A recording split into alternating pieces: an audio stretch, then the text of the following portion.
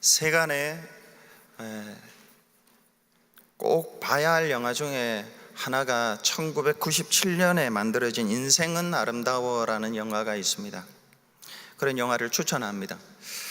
1930년대 이탈리아 시골 마을을 배경으로 하는 이 영화는 귀도라는 남자 주인공이 도라라는 여자 주인공을 만나서 시작되는 이야기입니다.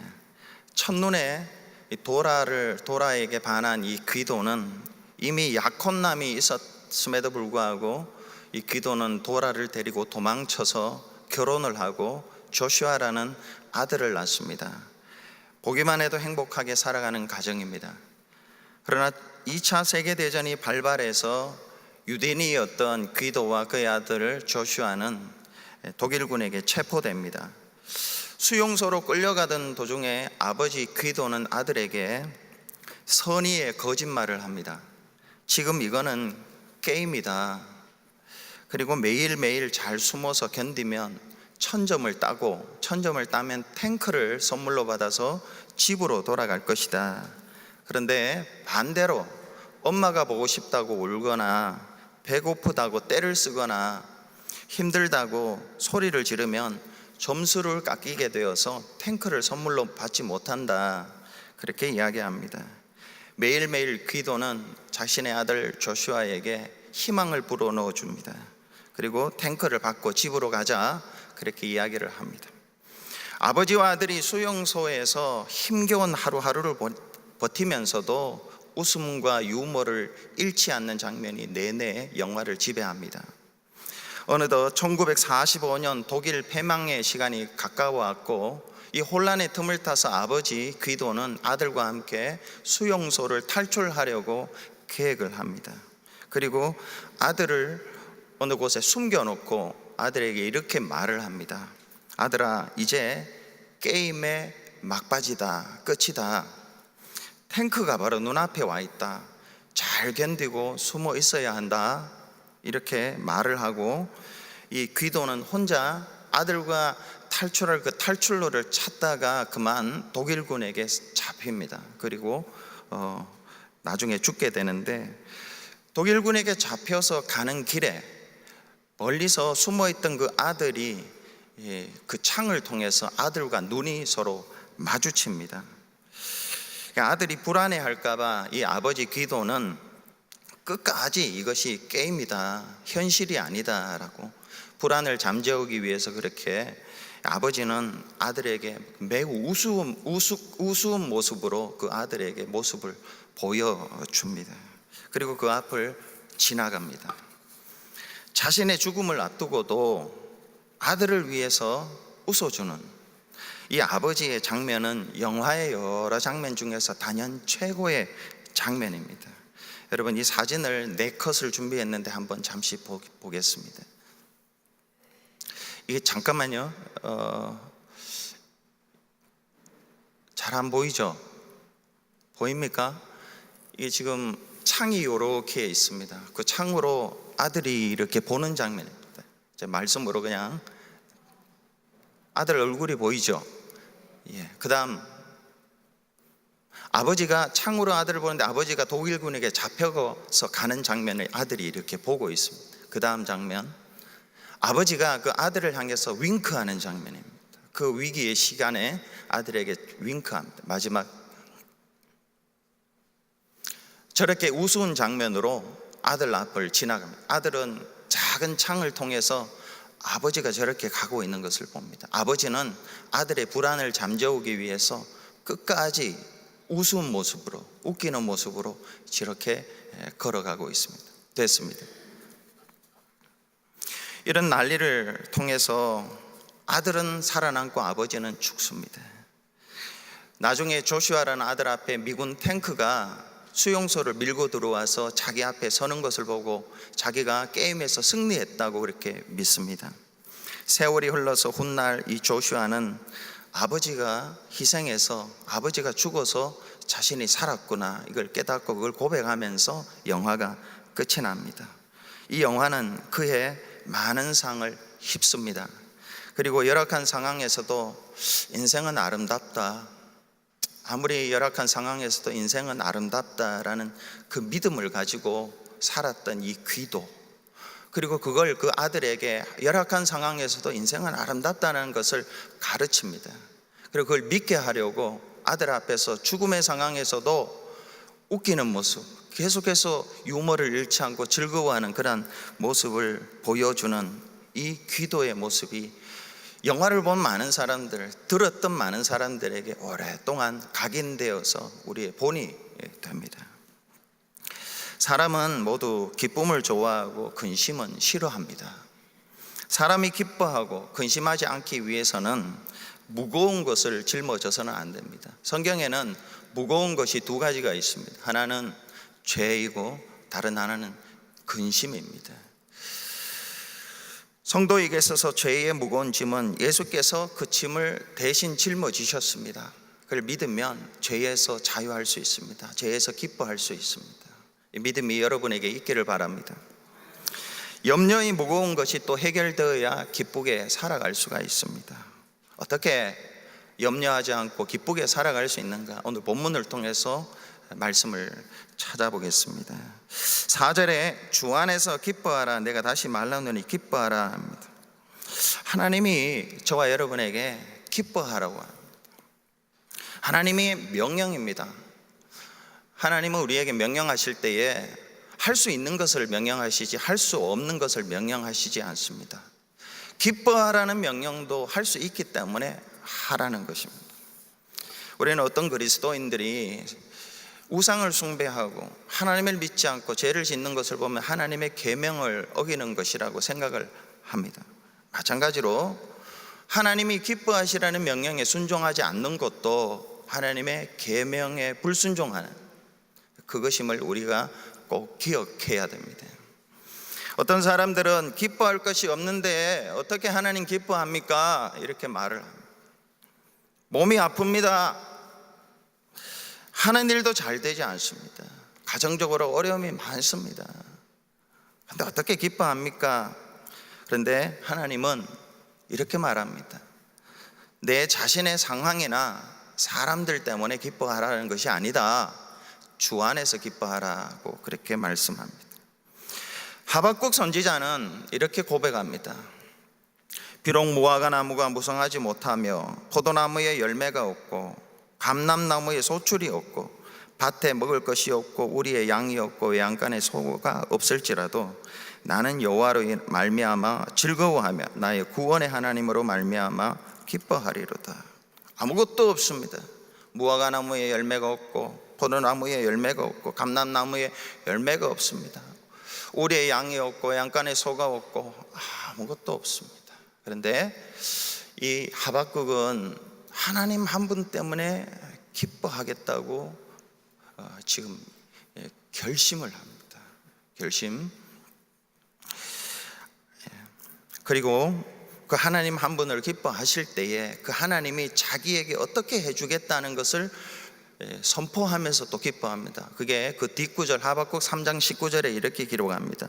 주 여호와는 나의 힘이시라. 나의 발을 사슴과 같게 하사 나를 나의 높은 곳으로 다니게 하시리로다. 아무것도 없습니다. 그런데 하나님이 왜 나에게 아무것도 주시지 않을까 생각하는 가운데 은혜를 받은 것 같습니다. 내가 하나님을 기뻐하라고, 하나님 한 분으로 기뻐하라고 그렇게 하시는구나.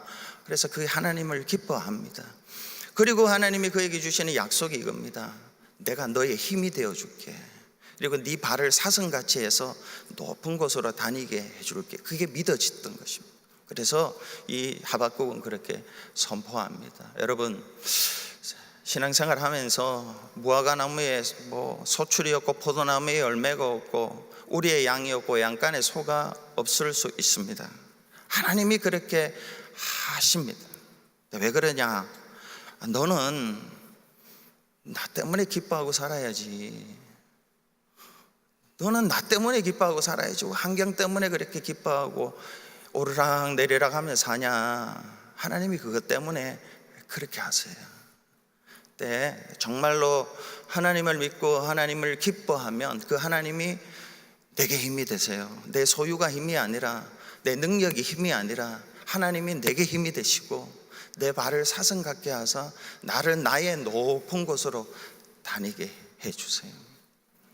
그래서 여러분, 저와 여러분이 어떠한 상황에서도 하나님 때문에 기뻐하는 사람, 구원의 하나님으로 인하여 즐거워하는 사람, 이런 사람이 되라고 하나님이 지금 주 안에서 기뻐하라고 지금 말씀하세요.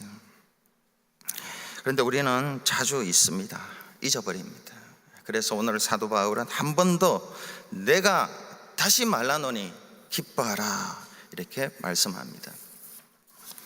5절에 너희 관용을 모든 사람에게 알게 하라. 주께서 가까우시니라. 여기서 관용이라는 것은 말 그대로입니다. 넓은 마음으로 남을 받아주는 것입니다. 저 사람이 자격이 없습니다. 내 사랑받을 자격이 없습니다. 안 하고 싶습니다. 그렇지만은 넓은 마음으로 그에게 자비를 베풀고 긍휼을 베풀어 주는 것입니다. 근데 이렇게 할 수 있는 것이 그 뒷구절에 주께서 가까우시니라 합니다. 주께서 가깝다는 것은, 이 가깝다는 말은 먼저는 동사의 의미로 주님이 가까이 오신다는 뜻입니다. 주님이 가까이 오십니다. 마태복음 16장 27절에 인자가 아버지의 영광으로 그 천사들과 함께 오리니 그때에 각 사람이 행한 대로 갚으리라 했습니다. 인자가 아버지의 영광으로 그 천사들과 함께 오세요. 뭐 하러 오시느냐? 성도들이 어려운 가운데서도 관용을 베풀고 살았으면 상급 주시려고 오세요. 주님이 시간적으로 저 먼 미래에서 지금 우리를 향하여 다가옵니다. 우리가 가지 못하기 때문에 주님이 저 미래 종말에서 이게 다가오십니다. 뭐 하러요? 관용을 베푸는 자들에게 행한 대로 갚아주시려고 오세요. 그러니까 힘들고 어려워도 주님 때문에 기뻐하면서 어렵고 힘든 사람들 손잡아주고 격려하는 말을 해주고 그렇게 하는 사람을 상 주시기 위해서 오신다는 거예요. 또 한편으로 오신다, 주께서 가까우시니라, 이 말은 형용사의 의미가 있습니다. 가깝다는 것입니다. 지금 가까이 계신다는 것입니다. 에베소서 2장 13절에 전에 멀리 있던 너희가 그리스도 예수 안에서 그리스도의 피로 가까워졌다는 것입니다. 여기서 가까운 것과 마찬가지입니다. 주님이 저와 여러분에게 지금 성령으로 너무너무 가까이 계십니다. 시간 개념이 아니라 거리 개념으로 가까이 계십니다. 그래서 우리는 기뻐할 수 있습니다. 그래서 우리는 기쁨 가운데에서 관용을 베풀며 살아갈 수가 있습니다. 즉 주님 때문입니다. 주님 때문에. 6절에 아무것도 염려하지 말고 다만 모든 일에 기도와 간구로 너희 구할 것을 감사함으로 하나님께 아뢰라. 주님은 저와 여러분에게 말씀합니다. 아무것도 염려하지 마라. 아무것도 염려하지 말라고 지금 말씀하십니다. 우리는 개인적으로나 가정적으로나 직장에서 장래일 때문에, 현재일 때문에, 능력이 부족해서, 재정이 부족해서 어떻게 될까 이런 염려들이 너무 많습니다. 그런데 하나님은 염려하지 말라고 그러십니다. 아무것도. 그런데 우리는 또 어떤 성도님은 하나님 다 염려 안 할 수 있습니다. 근데 이 한 가지는 내가 염려를 안 할 수가 없습니다. 이 한 가지는 꼭 제가 염려를 안 할 수가 없습니다. 이렇게 말할 때가 있습니다. 그럼에도 하나님은 야 김윤배, 너 한 가지도 그것도 하지 마. 염려하지 마. 성도는 염려하지 않는 거야. 염려하지 마라고 금지의 명령을 내리십니다. 여러분, 어떻게 이렇게 염려하지 않고 살 수 있습니까? 이 말씀에 다만 모든 일에 기도와 간구로 너희 구할 것을 감사함으로 하나님께 아뢰라. 다만이라는 것은 오직입니다. 오직 염려를 하지 않기 위해서 세 가지를 하라고 합니다. 아니 염려 대신에 세 가지를 하라고 합니다. 기도와 간구와 감사, 이 세 가지를 하라고 하십니다. 여러분, 기도하고 간구가 어떻게 다릅니까? 기도는 하나님의 하나님 되심을 기억하며 예배하는 마음으로 드리는 감사와 찬양의 기도입니다. 감사와 찬양이 많이 들어간 것이 기도입니다. 시편 24편 1절에 땅과 거기에 충만한 것과 세계와 그 가운데 사는 자들은 다 여호와의 것이로다. 여호와께서 그 터를 바다 위에 세우시며 강들 위에 건설하셨도다. 다윗이 지금 어려운 가운데서 드린 기도입니다. 다윗의 기도입니다. 그런데 간구가 먼저 나오죠. 자기 필요를 이야기하지 먼저 하지 않습니다. 하나님이 이 세상에 있는 모든 것들의 주인이시다라는 것을 먼저 고백합니다. 그리고 강들 위에 바다 위에 터를 지으셨다고 전능하신 하나님에 대해서 고백합니다. 이것이 기도입니다. 기도는 뭐라고요? 하나님의 하나님 되심, 하나님의 이 세상에 있는 모든 것들의 주인이시고, 강들 위에 바다 위에 터를 지을 수 있는, 강과 바다 위에 어떻게 터를 짓습니까? 하나님은 하실 수 있습니다. 내가 할 수 없는 거 하나님은 하실 수 있습니다. 내게 필요한 것은 하나님이 다 가지고 계십니다를 정말로 믿음으로 먼저 고백하는 게 이게 기도입니다. 그 다음에 기도 다음에 나오는 것이 간구입니다. 간구는 내가 필요한 것을 하나님 앞에 아뢰는 것입니다. 하나님이 그런 분임을 고백하고 정말로 믿고 내 필요를 하나님 앞에 기도하는 것, 이게 간구입니다. 주기도문을 보면 주님이 가르치신 기도, 이렇게 해라, 너에게 있어야 할 것을 이미 아시는 하나님이시다, 이렇게 기도해라. 그 기도의 구조가 처음에 하나님의 이름, 그리고 하나님의 나라, 하나님의 뜻이 이 땅에 이루어지기를 기도합니다. 그리고 난 뒤에 세 가지 우리의 필요를 간구합니다. 일용할 양식 주세요, 우리의 죄를 용서해 주세요, 악에서 우리를 건져 주세요. 이 간구를 합니다.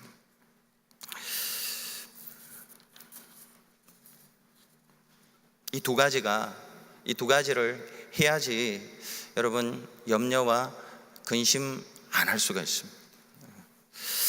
세 사람이 지붕 수리하는 일을 합니다. 한 사람은 지붕 위에 있습니다. 한 사람은 지붕과 땅을 연결하는 사닥다리 중간에 서 있습니다. 그리고 한 사람은 땅에 있습니다. 지붕을 수리하기 위해 기와장을 전달하는데, 땅에 있는 사람들이 기와장을 사다리에 있는 사람에게 전달하고, 사다리에 있는 사람이 지붕 위에 있는 사람에게 전달해 줍니다. 지붕 위에 있는 사람이 받아서 지붕을 아름답게 수리합니다.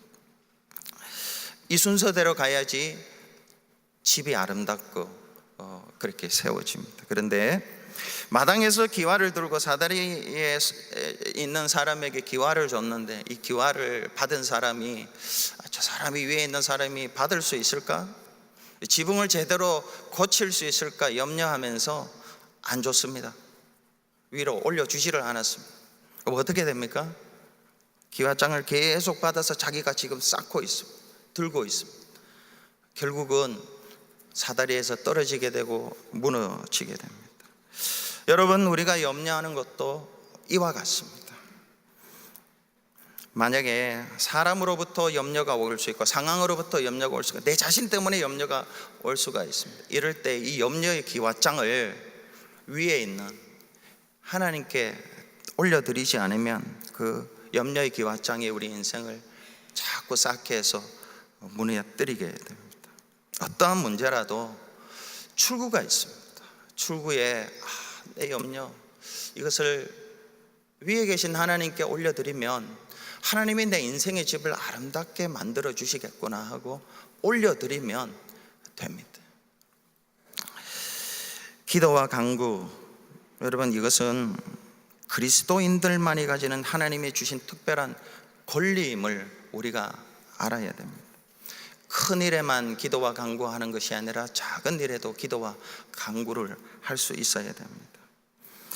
어떤 사람들 보면 아무것도 염려하지 않는 사람들이 있는데 타고난 천성으로 안 하는 사람들도 있는데 그런 건 아닙니다. 또 어떤 사람들 보면 일이 일어났는데도 너무 무관심하게 소홀하게 대해서 걱정 염려를 하지 않는 사람들도. 근데 성도는 이런 사람이 아닙니다. 타고난 성품 때문도 아니에요. 이거 관계 없습니다. 무관심해서도 아닙니다. 우리에게는 특권이 있습니다. 기도와 간구로 하나님께 아래면 하나님이 그걸 받아서 우리 인생의 집을 아름답게 만들어 주시는, 이것을 믿고 기도하고 간구해 가는 것입니다. 그러나 기도하고 간구할 때 한 가지 덧붙이라고 했습니다. 감사함으로 아뢰라 합니다. 감사 이유는 두 가지입니다. 하나님이 선하시고 인자하시기 때문에 그렇습니다. 그분이 선하세요. 그 인자하심이 영원하세요.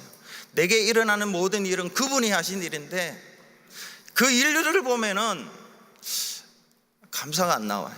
그러나 그분이 선하시고 인자하시기 때문에 이거 안 보고 그분 보면 감사하고, 또 그분이 내게 일어난 모든 일들을 마침내 선으로 합력하여 선을 이루어 주신다는 것을 믿기 때문에 감사하는 것입니다.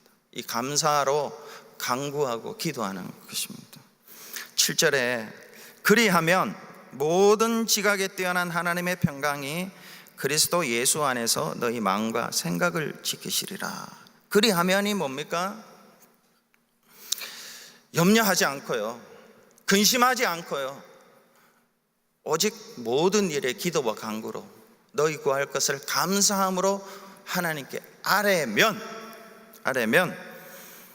모든 지각에 뛰어난 했습니다. 모든 지각에 뛰어난이라는 것은 고린도전서 2장 9절에 이렇게 바울은 표현합니다. 하나님이 자기를 사랑하는 자들을 위하여 예비하신 모든 것은 눈으로 보지 못하고 귀로 듣지 못하고 사람의 마음으로 생각하지도 못하였도다. 무엇입니까?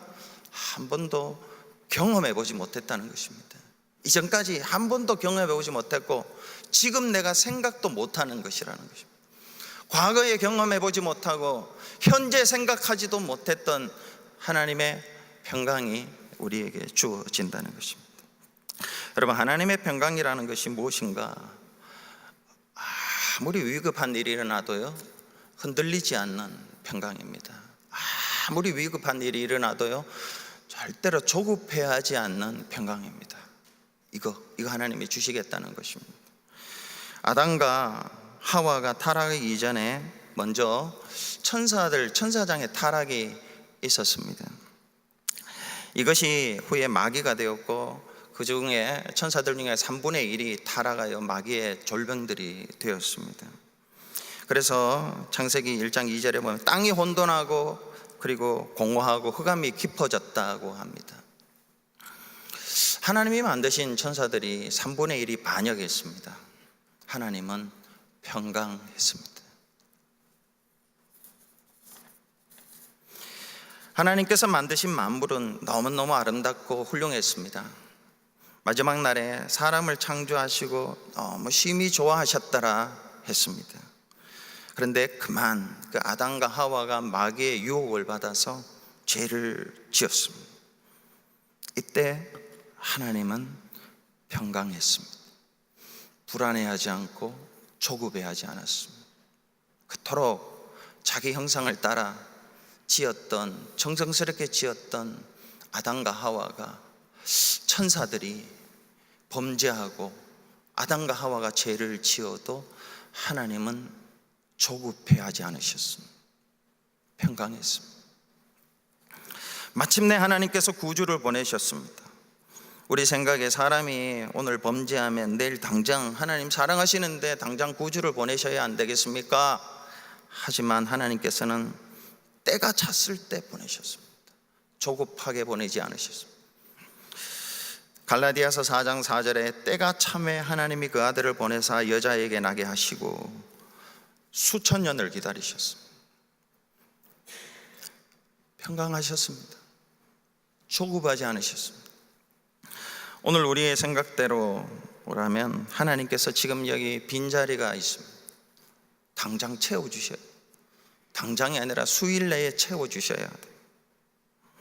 우리의 계획이라면, 우리의 생각이라면 주님께서 지금 당장 오셔서 악한 사람들, 범죄하는 사람들을 심판해줘, 다리 멍덩이를 좀 뿌려줬으면 좋겠습니다.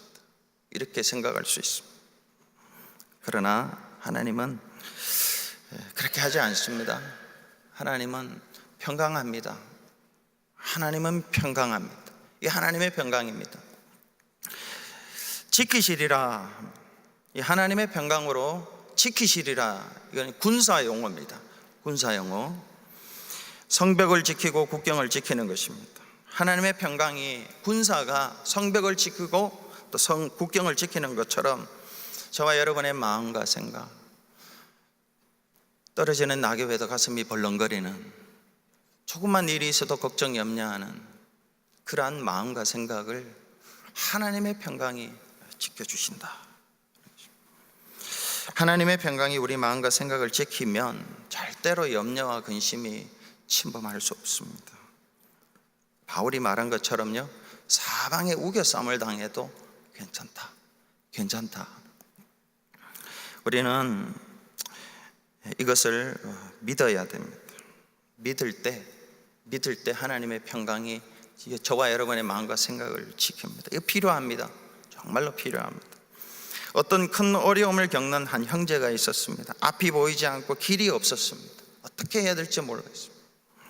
이때 빌립보서 4장 6절 7절이 생각나서 기도했습니다. 아무것도 염려하지 말고 오직 모든 일에 기도와 간구로 너희 구할 것을 감사함으로 하나님께 아뢰라. 그리하면 하나님의 모든 지각에 뛰어난 하나님의 평강이 그리스도 예수 안에서 너희 마음과 생각을 지키시리라 했으니까 그렇게 했습니다. 그런데 평강이 없었어요. 그래서 이 형제는 이 성경 구절은 내게는 응답이 안 되는구나 그렇게 생각하고 포기를 했습니다. 이때 성령님께서 그 형제의 마음에 이렇게 말씀하십니다. 내가 아무것도 염려하지 말고 기도와 간구로 너희 구할 것을 감사함으로 아뢰라. 그리하면 하나님의 평강이 네게 있으리라 했는데 너는 왜 없다고 하느냐. 이 형제가 이 말씀을 듣고 깨달았습니다. 그래서 벌떡 자리에 일어나서 하나님, 당신이 내게 하나님의 평강이 있다고 말씀을 하셨는데 내가 없다고 했습니다. 회개합니다. 내가 염려하지 않고 기도하고 간구하고 감사함으로 아뢰었으니까 내게 하나님의 평강이 있습니다. 이렇게 고백을 하자 즉시 평강을 누릴 수 있다고 했습니다. 여러분, 하나님의 말씀을 믿으면 하나님의 평강이 있고 믿지 않으면 평강이 없습니다. 혹시 우리 가운데 이런 사람이 있습니다. 평강이 있으면 내가 말씀을 믿겠습니다. 먼저 체험하면 말씀을 믿겠습니다 하는데요, 믿어야지 평강을 경험할 수가 있습니다.